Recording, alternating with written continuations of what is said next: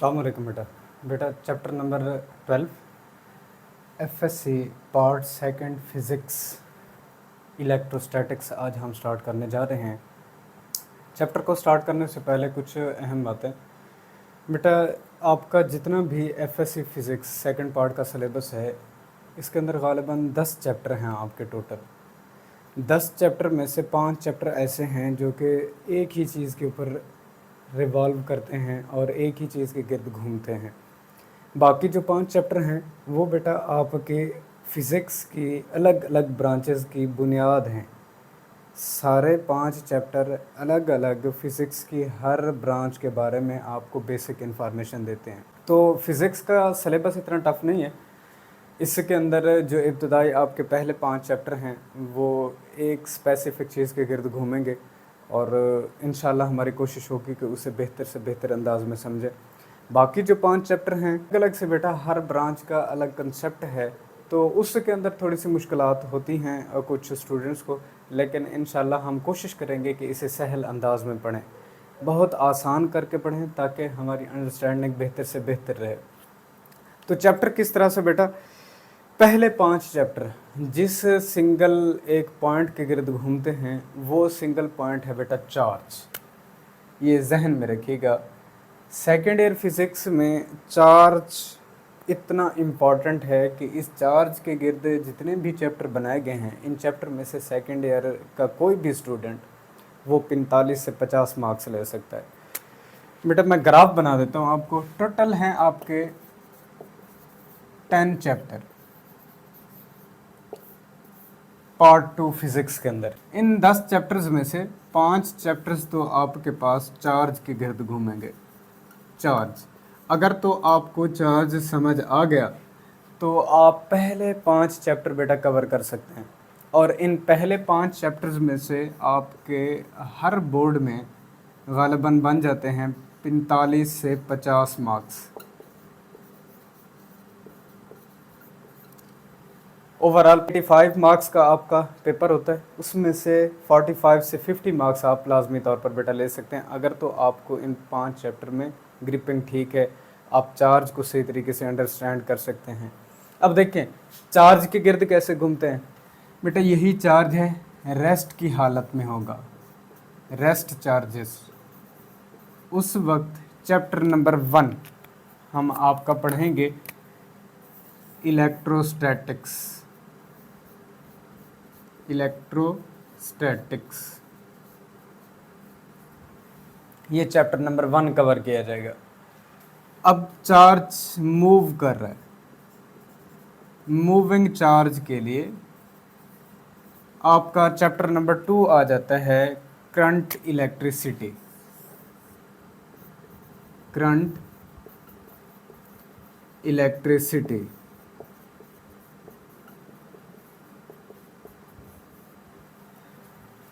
अगर moving charge current produce करता है तो करंट कैरिंग कंडक्टर,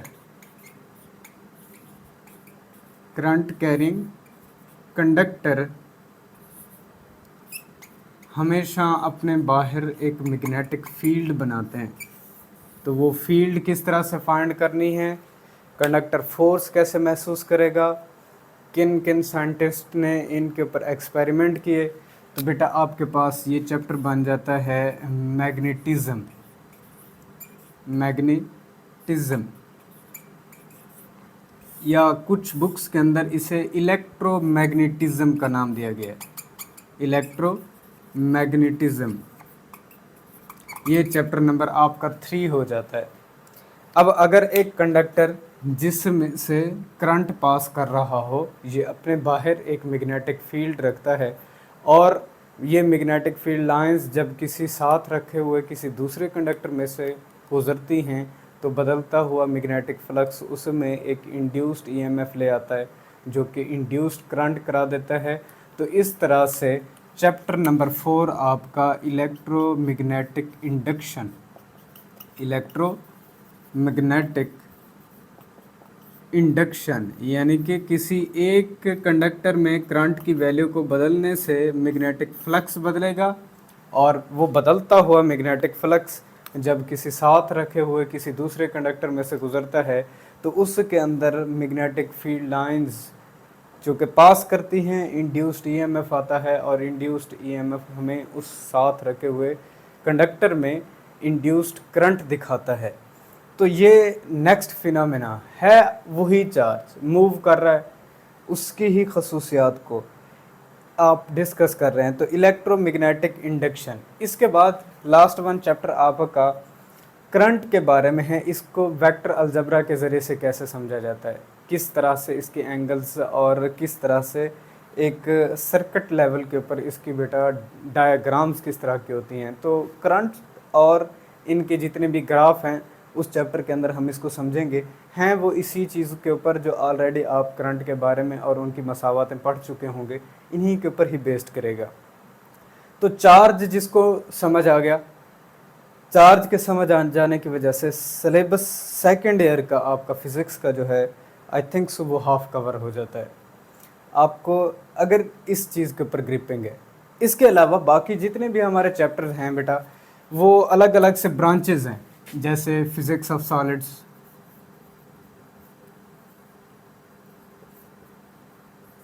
ये सॉलिड स्टेट फिज़िक्स जो कि एक बहुत बड़ी ब्रांच है फिज़िक्स की, उसके बुनियादी कंसेप्ट आपको इस चैप्टर के अंदर सिखाए जाएंगे। फिर इसके बाद एक चैप्टर आएगा आपके पास बेटा इलेक्ट्रॉनिक्स। इलेक्ट्रॉनिक्स में बेटा आपको बेसिक और डिजिटल इलेक्ट्रॉनिक्स के कुछ कंसेप्ट समझाए जाएंगे, जो कि एक बहुत बड़ी ब्रांचेस हैं दो इस फिज़िक्स कोर्स की। तो इस इलेक्ट्रॉनिक्स में उन दो ब्रांचेस को कवर किया जाता है। कुछ हद तक आपको दिया जाता है बेसिक इलेक्ट्रॉनिक्स के कंसेप्ट और कुछ हद तक आपको बेटा डिजिटल इलेक्ट्रॉनिक्स के कंसेप्ट प्रोवाइड किए जाते हैं। एटॉमिक स्पेक्ट्रा कि जब कभी भी इमिशन ऑफ रेडिएशन होती है, लाइट किसी मटेरियल में से बाहर की तरफ आती है, तो उस इमिट होती हुई रेडिएशन को जब ऑब्ज़र्व किया जाता है प्रिज्म में से, तो हमें ख़ास तरह की वो लाइंस दिखाता है। स्पेक्ट्रम किस के हैं और डिफरेंट एलिमेंट के लिए ये हमारे पास स्पेक्ट्रा किस तरह के होते हैं। तो एटॉमिक लेवल के ऊपर जब ट्रांजिशन हो रही होती है तो उस ट्रांजिशन के मामले में रेडिएशन का खारिज होना और वो रेडिएशन अपनी किस तरह की खसूसियात दिखाते हैं। तो नंबर 19 एटॉमिक स्पेक्ट्रा बेटा उसके ऊपर बेस करेगा और इसके अंदर हम वो सारी चीज़ें कवर करेंगे। ये एटॉमिक फ़िज़िक्स की ब्रांच है। एटॉमिक फ़िज़िक्स जो कि फ़िज़िक्स की बहुत बड़ी ब्रांच है, उनके बुनियादी वो कंसेप्ट इस चैप्टर के अंदर कवर किए गए हैं।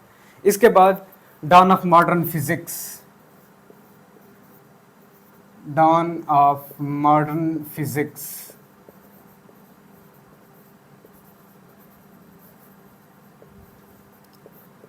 The most conceptual chapter of physics second year. बेटा ये वो चैप्टर है जिसके अंदर जदीद फ़िज़िक्स कैसे आई सामने, पहले जितने कंसेप्ट थे क्या थे, नए आने वाले कंसेप्ट क्या हैं। इसके अंदर बहुत बड़ी ब्रांच है फ़िज़िक्स की क्वांटम। उस क्वांटम फ़िज़िक्स के इब्तदाई सारे कंसेप्ट के आया कि किस चीज़ के ऊपर क्लासिकल फ़िज़िक्स और नई आने वाली क्वांटम फ़िज़िक्स में इख्तलाफात थे, क्या कुछ नया था, कौन से कंसेप्ट ऐसे थे जो कि क्लासिकल फ़िज़िक्स में रॉन्ग थे। तो पहले जितने भी कंसेप्ट थे उनके अंदर एरर्स क्या थी, वो कौन सी चीज़ों को एक्सप्लेन नहीं कर पा रहे थे, और नई फ़िज़िक्स की जो बुनियाद रखी गई और उसके अंदर जो फिज़िस्ट थे उन्होंने जो अपना एक्सपेरिमेंटल एविडेंस पेश किया वो नए हक़ाइक़ क्या सामने रख रहा था। तो नए लॉज, नए रूल्स कैसे बनाए गए, चैप्टर ये हमारा उसके ऊपर बेस करता है। अलग से एक ब्रांच है फ़िज़िक्स की, एक बहुत बड़ी ब्रांच है बेटा आपके पास क्वांटम फ़िज़िक्स, उसके ये बुनियादी कंसेप्ट हमें प्रोवाइड करता है। इसके बाद चैप्टर नंबर आपका 21 है न्यूक्लियर का।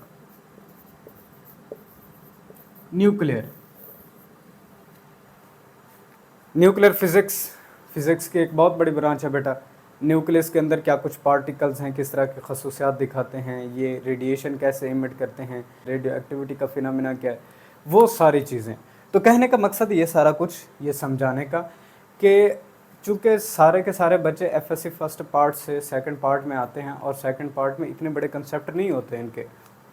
फर्स्ट ईयर में भी आपको जितनी भी इस कोर्स समझाया गया है वो क्लासिकल का है, और सारे के सारे जितने भी फिनोमेना आप पढ़ते हैं बेटा वो आपकी डेली लाइफ के हैं। इतना ज़्यादा आपको मुश्किल नहीं होती उनको याद करने में। लेकिन सेकेंड ईयर उससे हट के है। सेकेंड ईयर एक नई चीज़ है। सेकेंड ईयर में आपको बेटा नए नए कंसेप्ट, नए नए रूल्स समझने पड़ेंगे। अब इसके अंदर थोड़ा सा आसानी आपके लिए इस तरह से है कि ये जो पहले 5 चैप्टर हैं आप इनको 100% टच दें। आप इनमें से किसी चैप्टर को स्किप आउट ना करें। बाकी जो चैप्टर हैं वो अलग अलग से चूँकि ब्रांचेस हैं, थोड़ा सा मुश्किल ज़रूर होगी, लेकिन हम उनको कवर कर चुके हैं। आपको वो सारे लेक्चर मैंने प्रोवाइड कर दिए हैं इन चैप्टर्स के। एक चैप्टर हमारा रहता है फिज़िक्स ऑफ सॉलिड्स का, वो इंशाल्लाह हम जल्द कवर कर लेंगे। तो वो सारे के सारे मैं आपको प्रोवाइड पहले इसीलिए कर गया था क्योंकि उनके अंदर अलग अलग कंसेप्ट हैं। हर चैप्टर एक ब्रांच है और ब्रांच के आपको बेसिक कंसेप्ट प्रोवाइड कर रहा है। तो वो कंसेप्ट अलग हैं, हम उनको को रिलेट नहीं कर सकते। हमारे पास कोई ऐसा मेथड नहीं है कि हम आपको हर ब्रांच के बेसिक कंसेप्ट को रिलेट करा के दें। हाँ, इन 5 चैप्टर्स को अब मैंने इसलिए स्टार्ट किया है क्योंकि ये को रिलेट करेंगे, ये एक दूसरे से जुड़ते चले जाएंगे। और वो कैसे जुड़ेंगे उसके लिए बेटा मैंने आपको बता दिया कि चार्ज को हमने आज अंडरस्टैंड करना है। मैं चैप्टर स्टार्ट नहीं कर रहा, जस्ट मैं आपको आज अंडरस्टैंड कराऊंगा इंशाल्लाह कि चार्ज है क्या। तो स्टार्ट करते हैं। बिस्मिल्लाहिर्रहमानिर्रहीम। इलेक्ट्रोस्टैटिक्स डिफाइन करते हैं बेटा इसको। The branch of physics which deals with the study of rest charges. Physics की वो ब्रांच जिसमें ऐसे चार्जेस के बारे में स्टडी किया जाता है, ऐसे चार्जेस की खसूसियात का मुताला किया जाता है जो कि रेस्ट की हालत में हो, मूव नहीं कर रहे, रेस्ट में हैं, रुके हुए हैं, ठहरे हुए हैं। इस तरह के चार्जेस की खसूसियात क्या होंगी, हम उनको किस तरह से अंडरस्टैंड कर सकते हैं, क्या कुछ प्रॉपर्टीज़ वो हमें दिखाते हैं, कौन से लॉज इनके ऊपर दिए गए हैं। इसको जो ब्रांच ऑफ फिजिक्स कवर करती है बेटा उसको नाम दिया जाता है इलेक्ट्रोस्टैटिक्स। लफ्ज़ इलेक्ट्रो चार्ज के लिए बोला जाता है, चार्ज। स्टैटिक्स बेटा रेस्ट पर मौजूद, स्टेशनरी। तो इसीलिए इलेक्ट्रोस्टैटिक्स को एक दूसरा नाम दिया जाता है बेटा स्टैटिक इलेक्ट्रिसिटी। अब चार्ज है क्या, चार्ज को डिफाइन कैसे करते हैं बेटा। The basic property of matter which is responsible for all electric and magnetic reactions is called as charge. किसी भी मैटर की वो बुनियादी खसूसियत जिसके लिए वो इलेक्ट्रिक और मैग्नेटिक इंटरेक्शंस का ज़िम्मेदार होता है। अमूमी तौर पर बेटा आपने देखा होगा कि हमारी डेली लाइफ के अंदर अजसाम एक दूसरे को अट्रैक्ट करते हैं, मासेस एक दूसरे को अट्रैक्ट करते हैं। लेकिन इसी तरह से हमारे पास जो मटेरियल पार्टिकल है, लफ्ज़ में मटेरियल पार्टिकल किन के लिए इस्तेमाल कर रहा हूँ बेटा, इलेक्ट्रॉन्स हैं, प्रोटॉन्स हो गए हमारे पास। ये मटेरियल पार्टिकल एक दूसरे के साथ इस तरह से इंटरेक्ट करते हैं कि इनके दरमियान में फोर्सेस ऑफ अट्रैक्शन भी और फोर्सेस ऑफ रिपल्शन भी वकू पजीर होती हैं, नज़र आती हैं। ये एक दूसरे को अट्रैक्ट करते हुए भी दिखाई देते हैं और एक दूसरे को रिपल करते हुए भी दिखाई देते हैं। तो इन मटेरियल पार्टिकल की ये बुनियादी खसूसियत होती है, इंट्रिंसिक है। अब इसके बाद एक टर्म आती है आपके पास बेटा स्टैटिक चार्ज। इसको कैसे डिफाइन करते हैं, the charge which is created by rubbing two objects against each other is called as static charge. एक ऐसा चार्ज जो कि दो मुख्तलिफ सफ़ेयर्स या दो मुख्तलिफ अजसाम को एक दूसरे के ऊपर रगड़ने से आपको हासिल हो, इस तरह के चार्ज को बेटा आप नाम देते हैं स्टैटिक चार्ज। सिंपलर, पहले भी आपने इसे छोटी क्लासेस के अंदर पढ़ा होगा कि जब हम काम करते हैं अपने बालों के अंदर, अपने बालों में से कंघी गुजारते हैं तो वो कंघी चार्ज हो जाती है। आप छोटे पीस ऑफ पेपर बना लें, जब कंघी को उसके करीब लेके जाते हैं तो बेटा वो कंघा उन पीस ऑफ पेपर्स को उठा लेता है, यानी कि पिक आउट कर लेता है, अट्रैक्ट कर लेता है। तो उस वक्त आपको ये बताया गया था कि ये जो कॉम्ब है बेटा ये चार्ज हो चुकी है, इसने एक नई खसूसियत हासिल कर ली है कि ये छोटी छोटी पीस ऑफ पेपर्स को अट्रैक्ट करेगी। अब आपने क्या किया था, कॉम्ब को अपने बालों में से फेरा है, ठीक, बालों के दरमियान और कॉम, चूँकि आपके पास प्लास्टिक है, रब करते हैं, रगड़ खाते हैं, तो रगड़ की वजह से ऐसा होगा कि आपके पास जो प्लास्टिक है, जो कॉम्ब है, उसके ऊपर बेटा आ जाता है नेगेटिव चार्ज। अब उस नेगेटिवली चार्ज्ड कॉम्ब को जब आप पीस ऑफ पेपर्स के करीब लेके जाते हैं तो वो नेगेटिव चार्ज मूव करते हैं पीस ऑफ पेपर्स की तरफ। उन पीस ऑफ पेपर्स के ऊपर बेटा नेगेटिव चार्ज आ जाता है, जबकि कॉम्ब के ऊपर डेफिशिएंसी ऑफ नेगेटिवली चार्ज से पॉजिटिव चार्ज कहते हैं। तो यूं रबिंग की वजह से दो मटेरियल बॉडीज़ के दरमियान में एक ख़ासियत का आ जाना कि वो एक दूसरे को अट्रैक्ट करें या रिपेल करें, तो इसे बेटा कहते हैं स्टैटिक चार्ज। दो टाइप्स थी इसकी, पॉजिटिव और दूसरा बेटा होती है नेगेटिव। इन दोनों का कंसेप्ट दो फिजिस्ट थे, बेंजामिन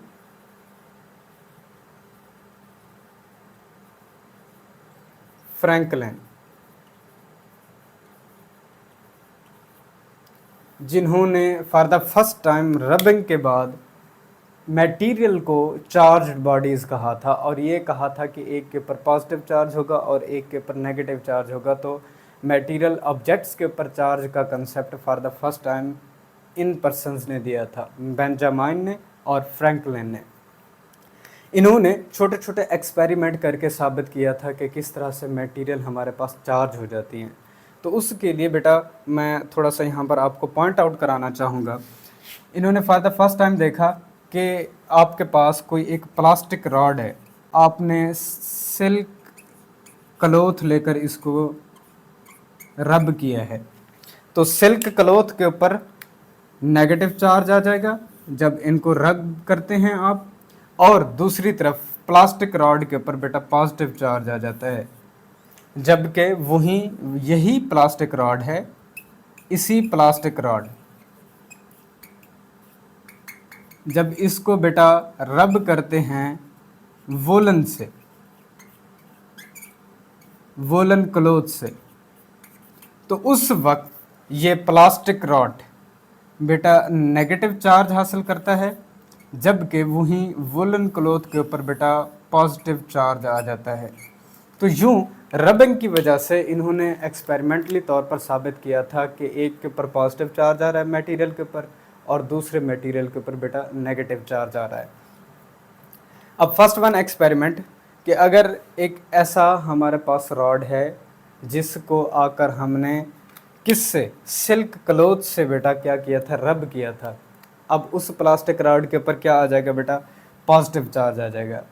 इस तरह के पॉजिटिव रॉड को हम किसी दूसरे सस्पेंडेड रॉड के करीब लेके जाते हैं, जिसे हमने बेटा किसके साथ, वोलन क्लॉथ के साथ रब किया हुआ था।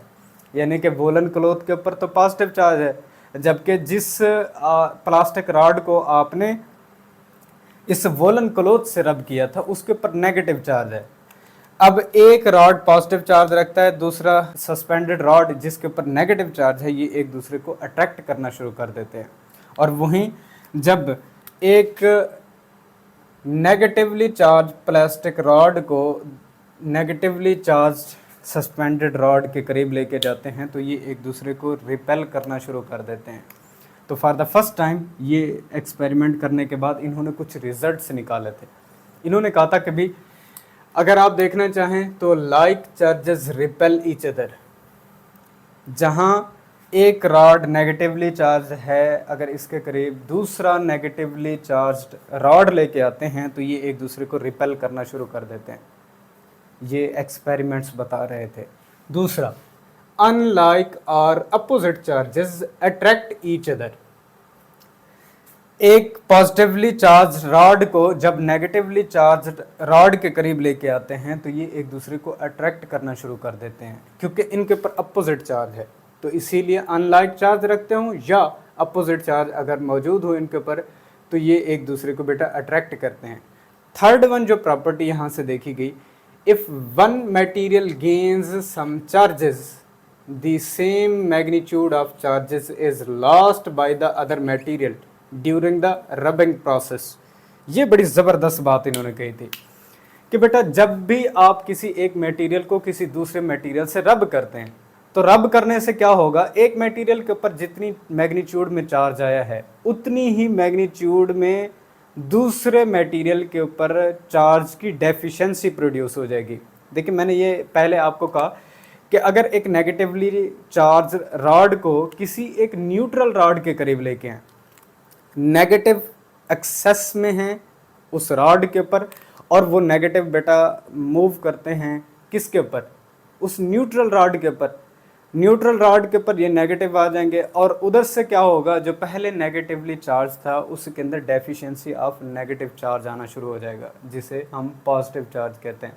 अब जितनी मिकदार में किसी दूसरे मटेरियल के ऊपर रबिंग की वजह से चार्ज चला था, यानी कि उसके ऊपर गया था, अब उतनी ही मिकदार में डेफिशिएंसी ऑफ चार्ज पहले मटेरियल के ऊपर प्रोड्यूस हो गया है।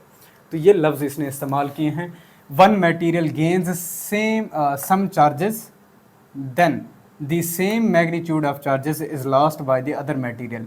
कोई एक मटेरियल जितनी मिकदार में चार्जेस हासिल करता है, दूसरे मटेरियल में उतनी ही मिकदार में चार्जेस की कमी हो जाती है।